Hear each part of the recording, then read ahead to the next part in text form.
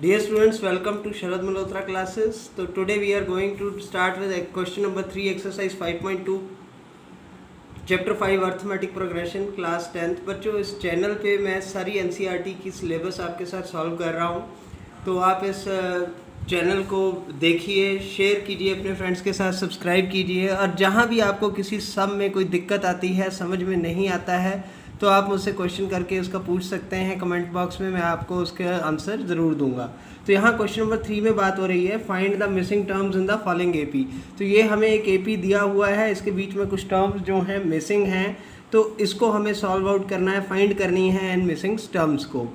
तो ये जो पहला पार्ट है क्वेश्चन नंबर 3 का, उसमें हमें दिया है 2-26। ये जो डैश है ये मिसिंग है टर्म यहाँ पे। तो इसको मैं दो तरीके से आपको करके दिखाऊंगा ताकि आप किसी भी मेथड से इसको सॉल्व कर सकें। तो हमने ज्यूम कर लिया इस डैश को x, जो पहला मेथड है। तो मेरे पास जो सीक्वेंस बन गई वो बन गई 2x और 26 की।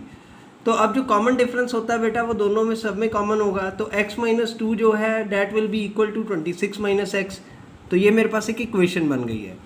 तो x + x, ये x को मैं इधर ले जाऊंगा, तो x + x is equal to 26 + 2, तो यानी 2x इज इक्वल टू 28 और x इज इक्वल टू 28/2 यानी कि 14। तो जो मेरे पास जो मिडिल टर्म थी वो 14 आ गई है।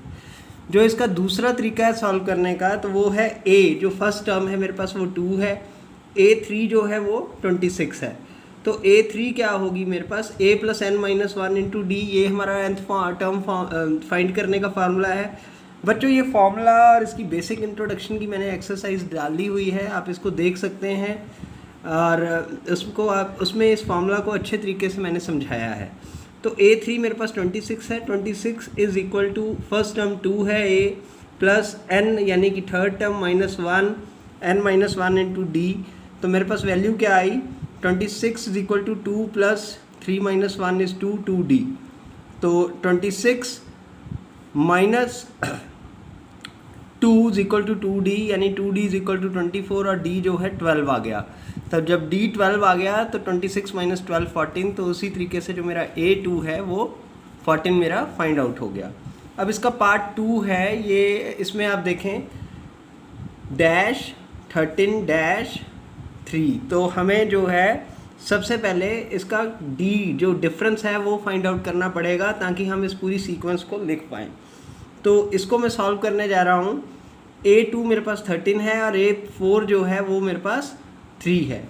तो मेरी जो पहली इक्वेशन बच्चे बनेगी, इनको इक्वेशंस के रूप में बना के मुझे सॉल्व करना पड़ेगा। जो मेरी पहली इक्वेशन बनेगी वो बनेगी 13 is equal to a + n - 1 × d, या 13 is equal to a plus, क्योंकि जो ये 13 है सेकेंड टर्म है, तो 2 - 1 × d। तो जब मैं इसको सॉल्व करूँगा तो मेरे पास आ जाएगा 13 is equal to a + 2d - d, या 13 is equal to a + d। ये जो मेरी इक्वेशन है ये मेरी फर्स्ट इक्वेशन बन जाएगी। अब हम फर्दर टर्म 4 को देखेंगे जो हमारे पास गिवन है। टर्म 4 जो है, या a3 जो है मेरे पास, या a4 जो है मेरे पास वो गिवन है 3। तो 3 is equal to a + 4 - 1 × d, या 3 is equal to a + 4d - d। ये मेरे पास वैल्यू आ जाएगी।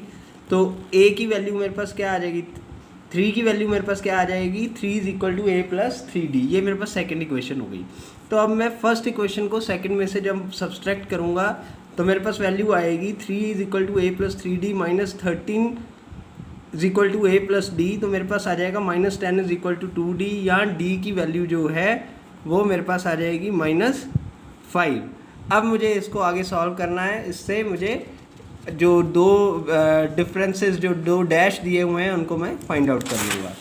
तो अब यहाँ पे आप देखिए मेरे पास जो है a1 जो है वो कैसे सॉल्व कर सकता हूँ मैं, a2 - d। तो a2 मेरे पास ऑलरेडी 13 है, इसमें से -5 प्लस हो जाएगा, तो ये 13 + 5 18। जो a1 है वो 18 हो जाएगा, और a3 जो क्या हो जाएगा 3 माइनस, क्योंकि a4 - d होगा, तो वो a4 जो है 3 -5 that will be 3 + 5 that is equal to 8। तो मेरा जो पूरा सीक्वेंस बना 18, 13, 8 और 3, ये जो सीक्वेंस था ये मैंने फाइंड आउट किया 18 और 8 को। अब जो इसका थर्ड पार्ट है उसको देखते हैं। थर्ड पार्ट में हमारे पास फर्स्ट टर्म दे रखी है 5, उसके बाद डैश डैश 9 1/2। बेटा 9 1/2 को हम सॉल्व कर लेंगे रेशनलाइज करके। 9 2 जा 18 + 1 19, तो 19/2 मैंने इसको ऐसे लिख लिया है।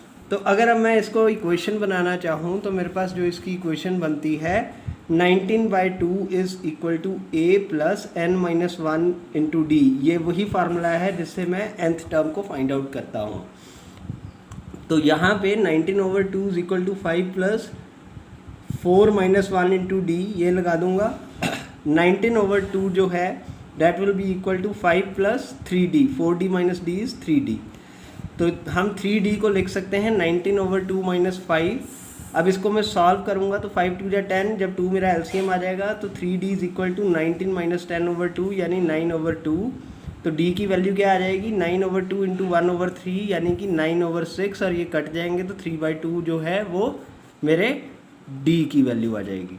अब हम इसमें सारे टर्म्स को फाइंड आउट कर लेंगे। जैसे मेरा थर्ड टर्म है, जो मेरा अगला टर्म होगा उसको मैं फाइंड आउट कर रहा हूँ। जैसे फोर्थ टर्म है मेरे पास दी 19/2, इसमें से 3/2 को माइनस करूँगा तो थर्ड टर्म आ जाएगी। तो 19 - 3/2 दैट इज़ 16/2 यानी 8। जो मेरी थर्ड टर्म है वो 8 आ जाएगी।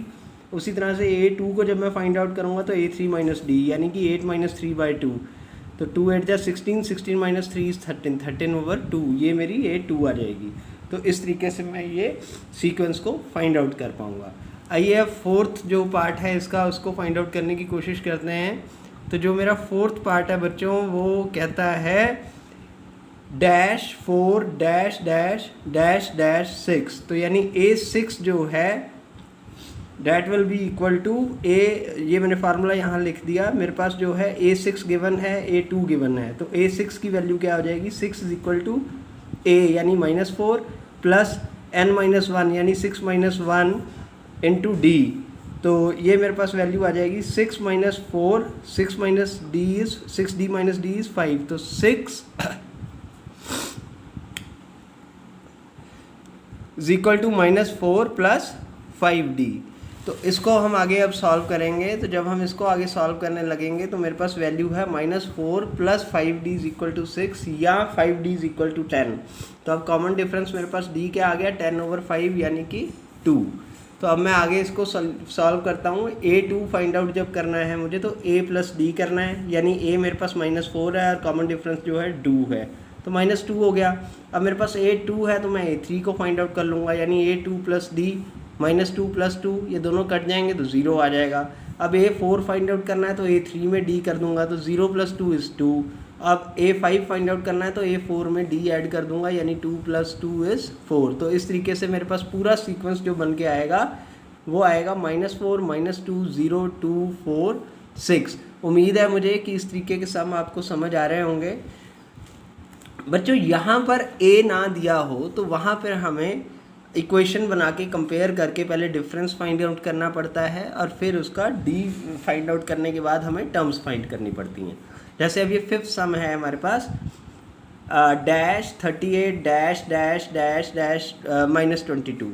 तो जो a2 है वो 38 है। अब पीछे जो था उसमें हमारे पास जो 1 है वो गिवन था। तो अब यहाँ पर हमें a1 गिवन नहीं है, a2 गिवन है, तो हमें a1 भी फाइंड आउट करना है। तो ऐसी टर्म्स में जहाँ a1 गिवन नहीं है वहाँ हमें इक्वेशंस बना के पहले d फाइंड आउट करना होता है, फिर उसके बाद हमें a1 से लेके जितनी मर्जी वैल्यूज़ हम फाइंड आउट कर सकते हैं। तो यहाँ पे a2 जो है वो 38 है, a6 जो है -22 है। तो मेरे पास जो इक्वेशन बनेगी 38 is equal to a + 2 - 1 × d, यानी कि a + d is equal to 38। ये मेरी पहली इक्वेशन बन गई। अब मैं आगे चल रहा हूँ। दूसरी इक्वेशन जो है वो मेरी बनेगी 22 is equal to a + 6 - 1 d। तो -22 is equal to a + 6 - 1 is 5d। तो ये मेरे पास इक्वेशन बनी। इन दोनों इक्वेशंस को मैंने सब्सट्रैक्ट कर दिया। तो मेरे पास वैल्यूज़ हैं -22 is equal to a + 5d और 38 is equal to a + d। तो इनको जब मैं कैलकुलेट करता हूँ तो मेरे पास आंसर आता है -60 इज इक्वल टू 4d, या हम लिख सकते हैं 4d is equal to 60/4 that is equal to -15। तो ये मेरे पास जो है वैल्यू आने से -15 मेरा आंसर जो है वो डी का आ गया। डी की वैल्यू जो है वो -15 आ गई। अब जब डी की वैल्यू -15 आ गई है तो मैं किसी भी ए को, किसी भी टर्म को फाइंड कर सकता हूँ। चाहे अब मैं a is equal to n plus n minus one into d कर लूँ, या मैं a प्लस या a माइनस डी करके कोई भी टर्म फाइंड आउट कर सकता हूँ। जैसे a1 फाइंड करने के लिए मेरे को a2 -15 करूँगा, यानी 38 माइनस -15 तो वो 53 हो जाएगी। उसी तरीके से a3 को फाइंड आउट करने के लिए मुझे क्या करना पड़ेगा, a2 में d ऐड करना पड़ेगा, यानी 38 प्लस -15, यानी प्लस माइनस माइनस हो जाएंगे, तो 38 माइनस 15 इज 23।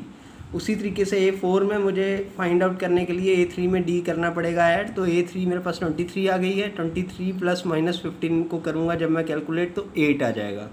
और a5 की वैल्यू जो है वो मेरे पास आ जाएगी जब मैं a4 में d को यानी -15 को ऐड करूँगा, यानी कि 8 प्लस -15 -7, ये मेरे पास a5 की वैल्यू आ जाएगी। तो अब जो मेरा गिवन AP जो मेरे पास होगा उसकी वैल्यूज़ जो होंगी वो होंगी 58, 38, 23, 8, -7 और -22। तो इस तरीके से मैंने ये क्वेश्चन नंबर 3 को सॉल्व आउट किया है। तो आइए अब फाइंड करते हैं क्वेश्चन नंबर 4 को। क्वेश्चन नंबर 4 में लिखा है which term of the AP 3, 8, 13, 18 dash dash dash 78। हमें इसमें बताया गया है, हमसे पूछा गया है कि 78 जो है, किसी AP हमें एक दे दिया है, उसमें आगे कहीं 78 वैल्यू आती है, उस सीक्वेंस में कहीं नंबर आता है 78। तो ये कौन सा नंबर होगा ये मुझे फाइंड आउट करना है। तो हमारे पास जो गिवन AP है वो है 3, 8, 13, 18 डैश डैश डैश डैश 78। तो जो L है, nth टर्म जो है वो 78 है। तो A मेरे पास है 3, D जो है 8 माइनस 3 जो है वो 5 हो गया, क्योंकि जब मैं D जो है वो कॉमन डिफरेंस होता है पूरी सीक्वेंस में, जो हमेशा मुझे डिफरेंस मिलेगा वो 5 का ही मिलेगा। तो अब मैं फार्मूला लगाऊंगा AN is equal to A plus n minus 1 into d. यहाँ पर मैं सारी वैल्यूज़ को रख दूंगा, तो मेरे पास वैल्यूज़ आएंगी 78 is equal to 3 plus n minus 1 into 5, या 78 minus 3 is equal to n minus 1 into 5। तो इसको जब मैं यहाँ कैलकुलेट कर पाऊँगा तो मेरे पास यहाँ वैल्यू आएगी n minus 1 is equal to 71/5। तो ये कट जाएंगे तो मेरे पास बचा 15, तो n is equal to 15 plus 1 16। तो यानी 16th टर्म जो इस AP की सीक्वेंस की होगी वो 78 होगी। आइए अब 5th क्वेश्चन पे चलते हैं। Finding the number of terms in each of the following APs। तो हमें ये जो नंबर ऑफ टर्म्स हैं, ये जो हमें AP दिया हुआ है, जैसे 7, 13, 19 डैश डैश डैश 205, तो इस AP में कितनी टर्म्स हैं ये फाइंड आउट करनी है। तो बच्चों इसके लिए मुझे सिंपल फार्मूला वही यूज़ करना है, AN is equal to A plus n minus 1 into d. तो यहाँ AN की जगह मैं L लिखूँगा, क्योंकि लास्ट टर्म जो है वो L होती है, यहाँ L कहलाती है। जो मैंने इंट्रोडक्टरी वीडियो दिया है उसमें भी इसकी बात की थी मैंने।